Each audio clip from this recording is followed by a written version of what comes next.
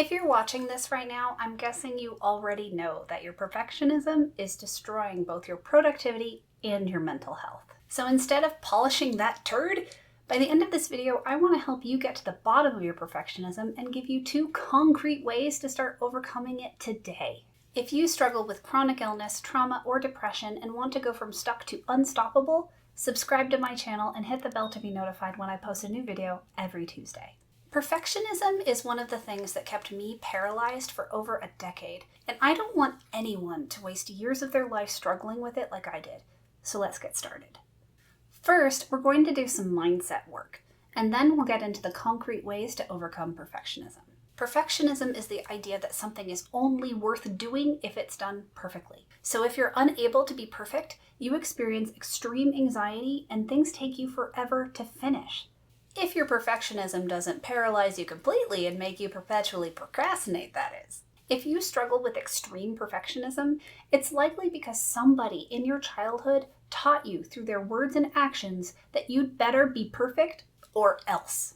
You learned that you had to be perfect in order to protect yourself from emotional and/or physical harm.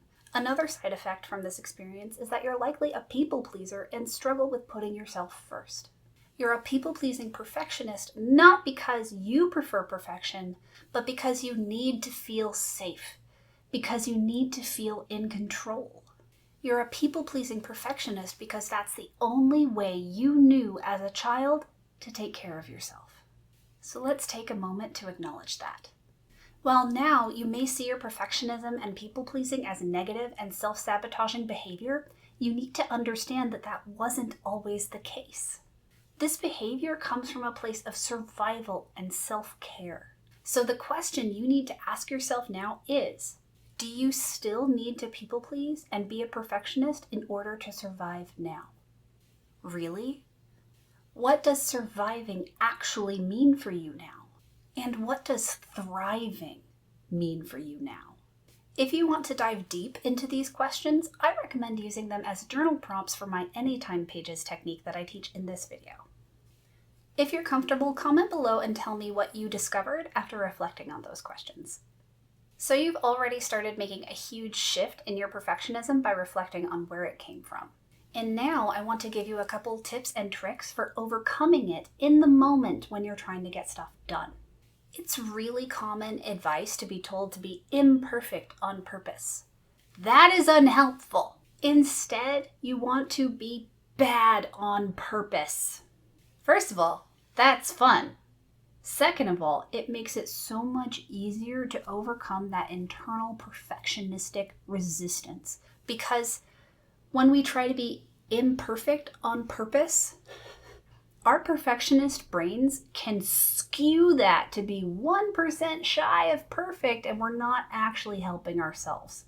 So instead, when you are trying to overcome what can feel like insurmountable perfectionism that's keeping you from doing anything at all, be bad on purpose first.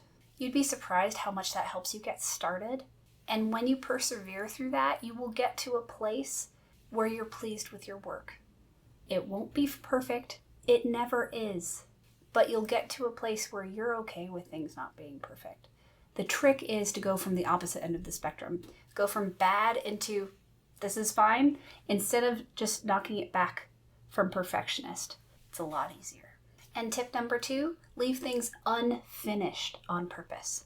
Perfectionism often makes us feel like we need to do it all perfectly right now. So if you have a 10-page paper to write, you feel like you need to write the whole thing today. But that isn't true. Slowly getting comfortable with leaving things unfinished is just as important as learning how to let things be imperfect.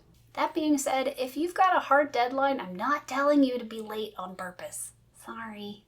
Some examples of leaving things unfinished are: only clean one thing in your kitchen. Only write your paper's introductory paragraph. Respond to 1 or 2 emails in your inbox instead of all of them. Learning to leave things unfinished is a really important muscle to develop, because it's that muscle that allows you to, in the future, do larger, more complex projects that take a lot of time.